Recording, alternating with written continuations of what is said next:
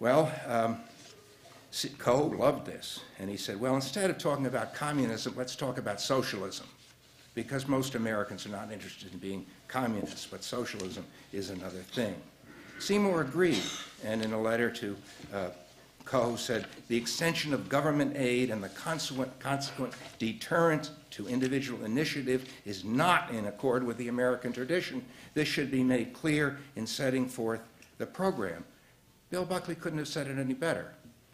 Seymour retired, and Whit Griswold took over and changed the course of study bulletin to eliminate that text originally and put a sort of bland text. This is a program to teach students about the United States. Now, Bill's idea, fundamental idea, was that there should be a difference between teachers and researchers in a university. Teachers didn't have to research. They were supposed to teach, and they should teach what they were told to teach. And if they didn't do that, they should be fired. And that the alumni would make the decisions, basically. And my analogy to this is that he was seeing teachers as equivalent, say, to car salesmen. If you're selling Fords, you're not going to say that these things stink. You'll be fired. You do not have the freedom to say that and keep the job. And in this case, faculty who did not teach the way they were told to teach would be fired. It's interesting that in that book, the word tenure, which is one of the most sensitive words in academia, was not mentioned at all, but by word. But clearly, he was opposed to tenure. It's interesting that he saw no role for research in the preparation of teaching. He said if they're researchers, okay, they can be affiliated with the university, they can go out and raise the money to be researchers. Now, I think my time is running out, so let's come down to the year already mentioned, the year 2000, when Bill received that wonderful honorary degree. And the citation, probably written by Rick Levin, who was here half an hour ago, said, when you were at Yale, your sharp, youthful observations stirred controversy and challenged us to self-examination.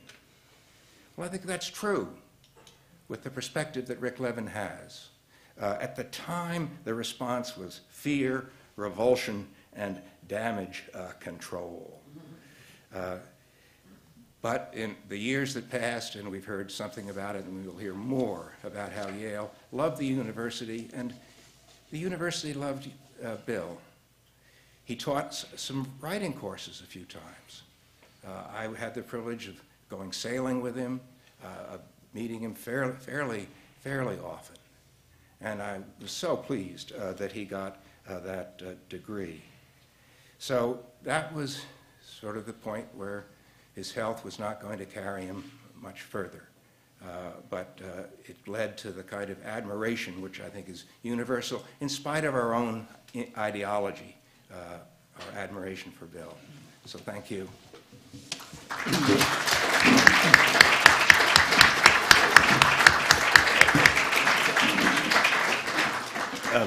Hi. Let me start by saying when you're third at bat, sometimes you think a lot of things that you wanted to say have been said, and they were said very eloquently. So I'm going to leave a lot out of what I was going to do.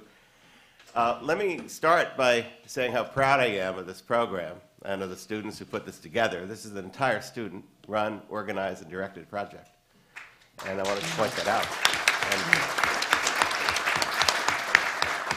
And I'm equally proud that I had an indirect role in this. I offered a course last year on William F. Buckley, Jr.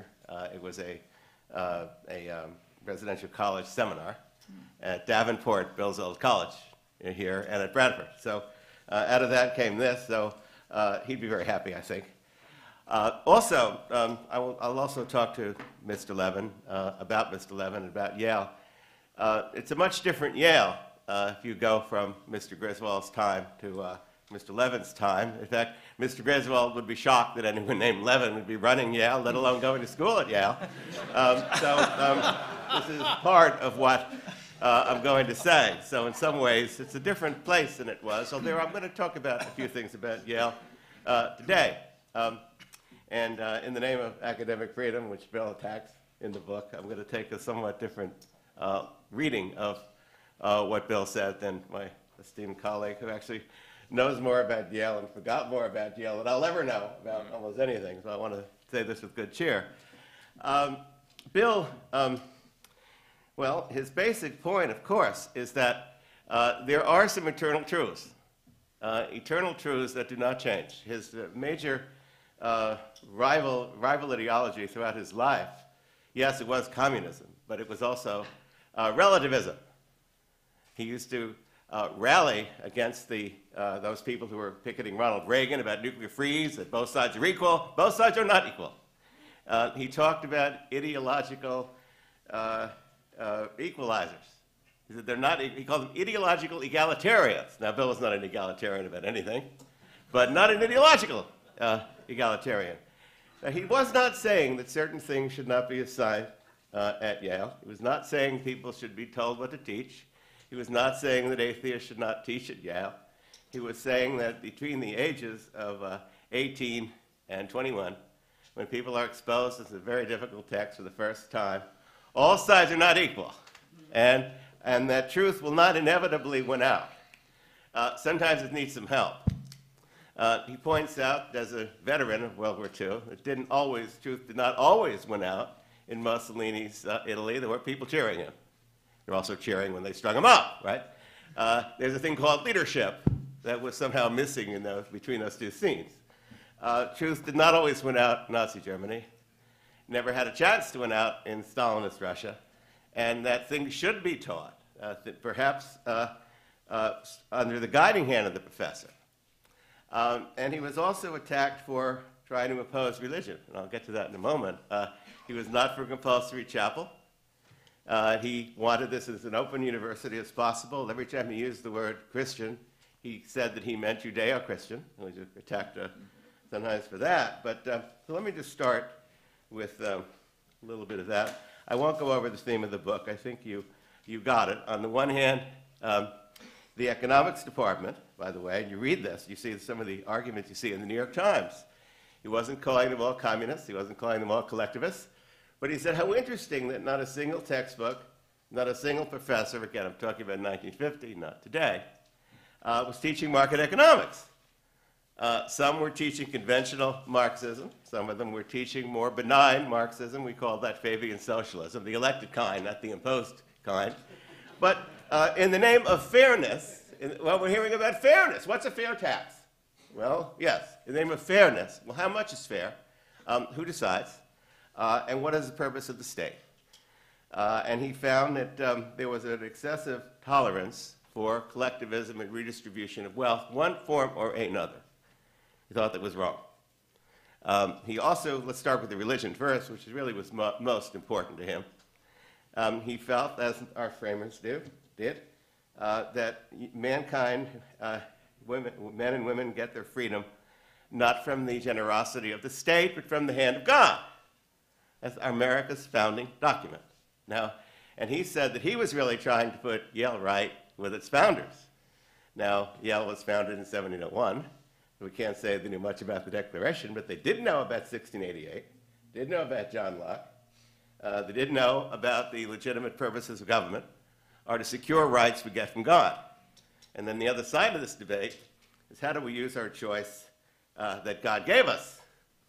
And if you have musical talent, you glorify God if your name is Mozart by doing the best you can. And if you have scientific talent, you glorify, your name is Einstein, you glorify God as well as you can. And that is our role. You don't sit back, wait for the state to take care of you. And if you cannot take care of yourself, there are charity in the Bible, there is charity in the state, there are ways in which that could be ameliorated. But he felt that we were teaching or allowing students, in the name of academic freedom, let the truth win out, that we were kind of letting the reins go. And he was trying to restore. Now, why is this important?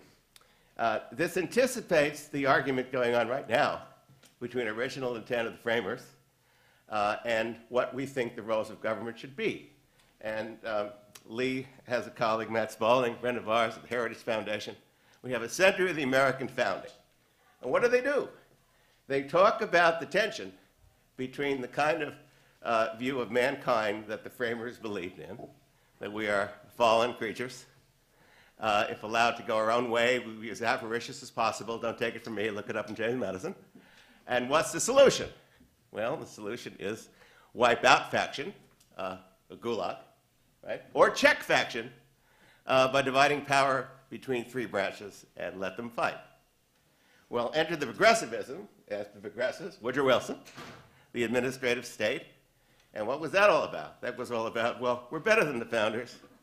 The founders didn't understand about airplanes, they didn't understand the internet, they didn't understand, neither know who Steve Jobs was. So we have to get with it. We have to go with the new way. These checks and balances are inconvenient. And Buckley would say, no, they're not. There are certain eternal truths that do not change. And that's really what this book is about.